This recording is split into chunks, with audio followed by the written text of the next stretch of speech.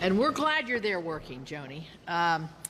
So last week I was honored to be invited by our fellow senator, soon-to-be Vice President J.D. Vance, to accompany him to Asheville, North Carolina, to view the damage of the flood in Appalachia. You might say, why you? And I asked the same question, why me? And basically, J.D. said, you know, you're an Appalachian, you understand Appalachian response and the difficulties in the rural areas to answering the difficult challenges of such a disaster.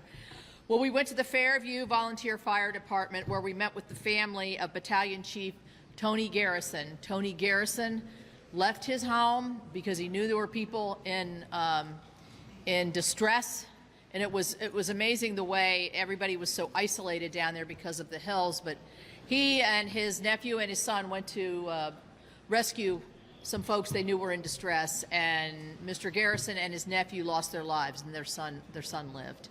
And the widow and the family came and met with us to tell us about Tony, but also about the way he and volunteer fire departments all across this nation really rise to help and volunteer to help folks who are in need. I've seen this during our own tragedies and floods in West Virginia.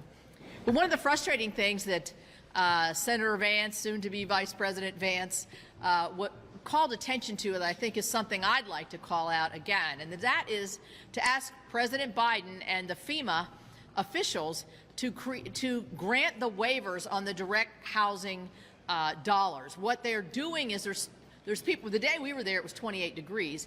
There are people that are living on their properties in tents several months later because FEMA will not allow them to use the direct housing benefit.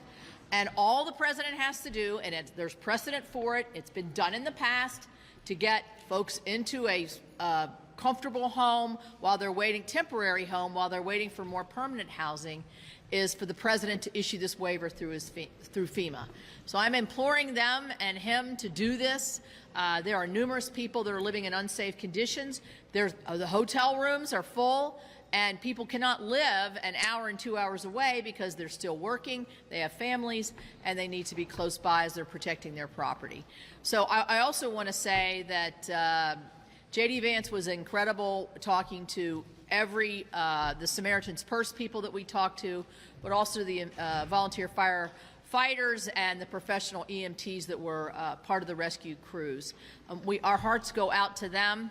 It's been a difficult time, particularly in that area of North Carolina. Vast damage. We were met by Senators Tillis and Budd, who have just been going to the mat for these folks. So I hope the president's people are listening. I hope the waivers come forward so that these folks can spend their Christmases at least with a little comfort, knowing that they're close to home and safe housing.